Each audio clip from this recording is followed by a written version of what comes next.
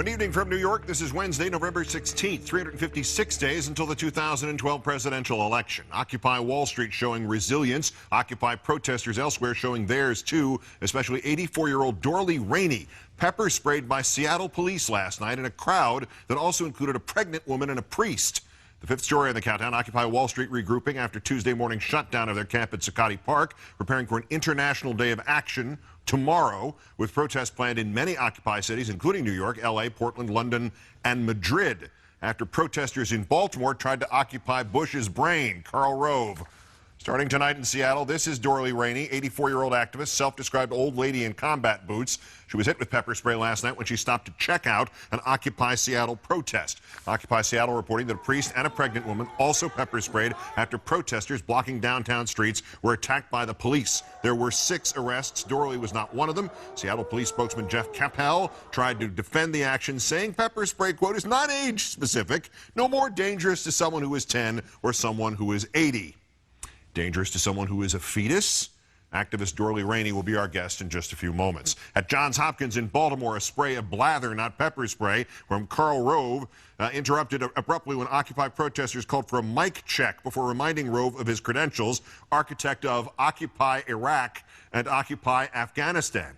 Karl didn't like that. We're already in America.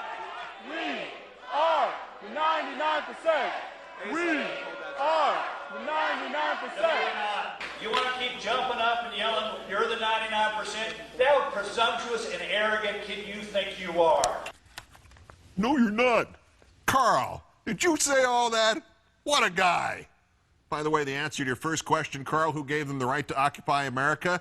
The Constitution. I know you've never read it, but there's some good stuff in there. Zuccotti Park looking sadly empty this morning. Just police, security guards, and a handful of demonstrators to start with, while other Occupy protesters lined up at a sanitation garage to retrieve what was left of their property after police and sanitation workers had carted it off. The Zuccotti Library wants at least 4,000 books, maybe 5,500, reduced to a few boxes in this picture. Perhaps New York Mayor Michael Bloomberg could add them to his library. He might use them to look up something he's never seen before, the Constitution and the Bill of Rights.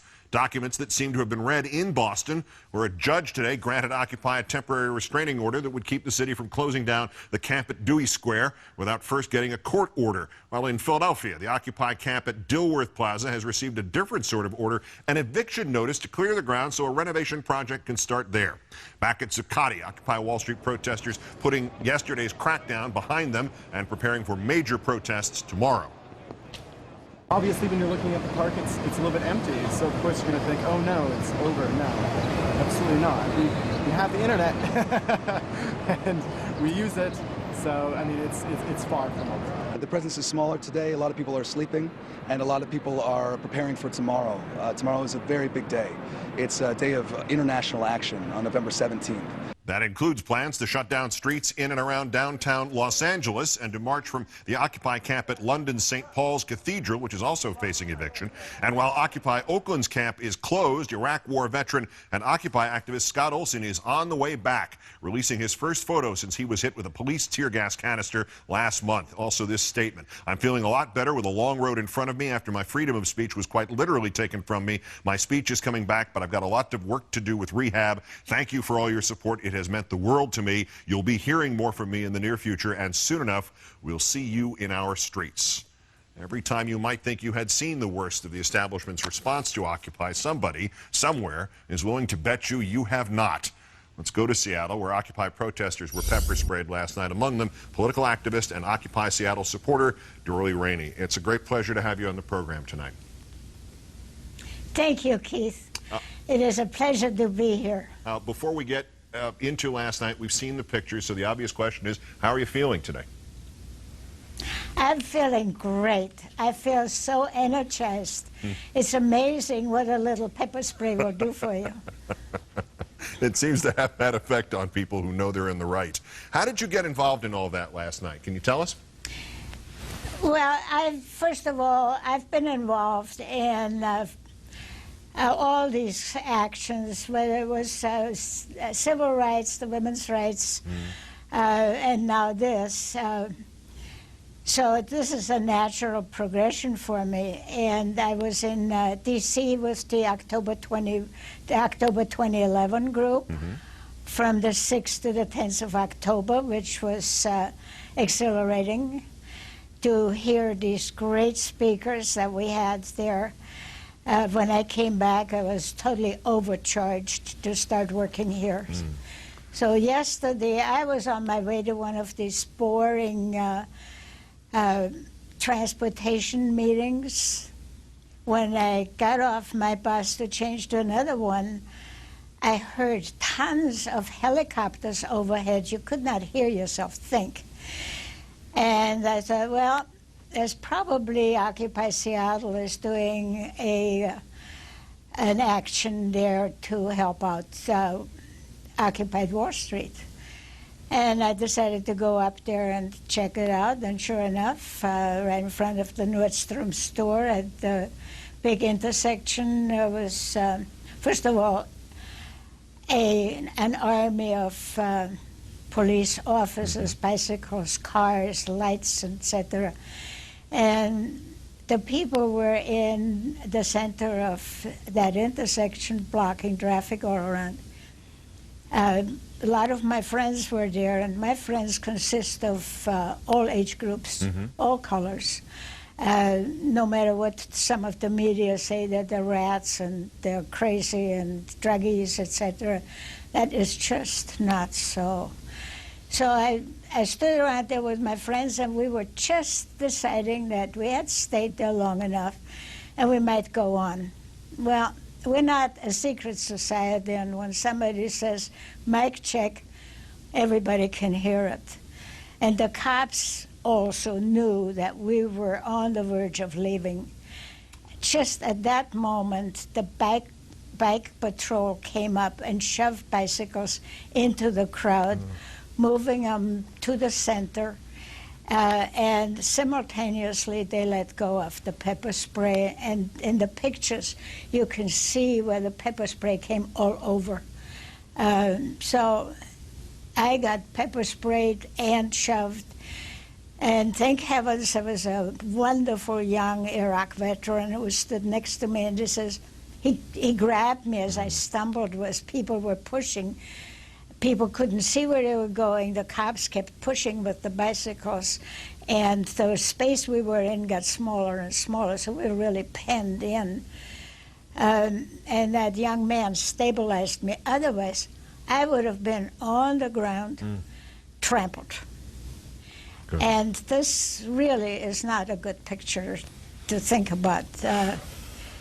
So after that, then some people helped me to go back to the bus, and I went home. But the great thing is that I ride these buses an awful lot, and some of the people, I see them at least once or twice a week on the bus. Hello, how are you?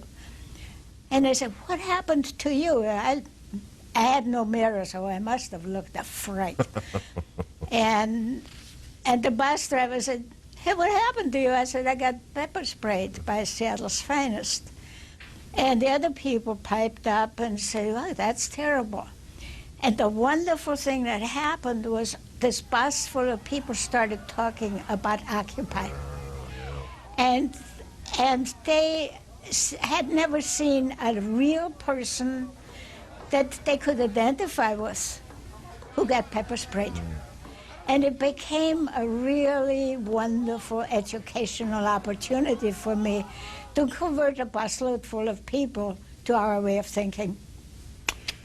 Is that your hope for what this is going to do for America? That it's going to, more than anything else, going to educate people to what they're up against? We have to do that. And with the time is of the essence. We are seeing the FCC now trying to take away the free internet. I remember Goebbels. I remember the time I grew up over there. And I remember the shrinking of the print media. And we had one newspaper, and it was called the Völkische Beobachter, the People's Observer. And it was the same from North Germany down to South Austria.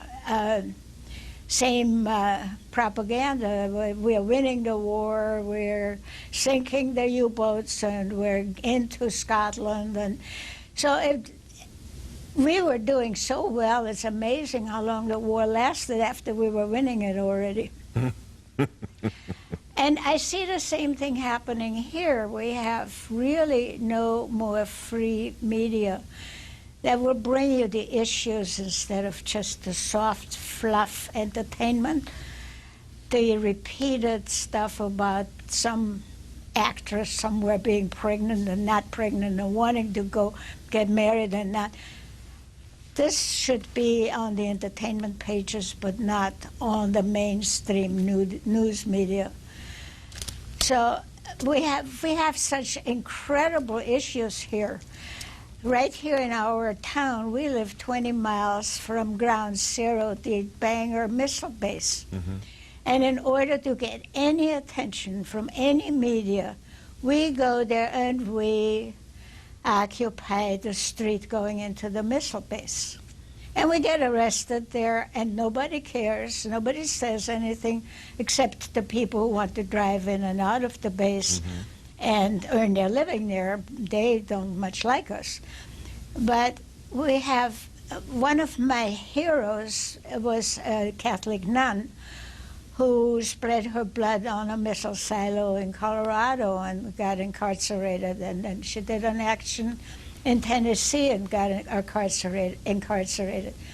Her name was Jackie Hudson. She recently died, and a lot of it was the cause of the mistreatment in the prison system in Tennessee. She used to say, whatever you do, take one more step out of your comfort zone. And that is what I do. I take a step out of my comfort zone. It was so easy to say, well, I'm going to retire, I'm going to sit around, watch television, or eat bonbons. But somebody's got to keep them awake and let them know what is really going on in this world, whether it's J.P. Morgan doing the financing plan for our ill-fated tunnel, which is coming up, which the city council, some member even admitted they never read the environmental impact statement because it is boring. Well, I read the whole dang thing, and my eyeballs are still pink from reading it. And nobody talks about these things. They are not in the media, and the Chamber of Commerce pushes things like our tunnel because they will earn big profits when they start developing the properties around there, when the viaduct is gone. And the taxpayers are online for this. And so I'm an issues person, I always have been. So is this what you wanted to hear? Yes. Do you have any questions? No, that's you have answered all of my questions. And you're one of my heroes now. Dorli Rainey, political activist, Occupy Seattle supporter, and one of those punk kids out there on the streets. An honor to have you on the program. Keep going one step outside your comfort zone, and we'll try to do the same thing here. Thank you. Thank you. We'll be back. How does a New York City councilman not only wind up bruised and bloodied and arrested at Occupy Wall Street, but then detained for 17 hours without access to his lawyer, and the mayor pretends nothing untoward has happened? Councilman Idanis Rodriguez joins me next. This is Countdown.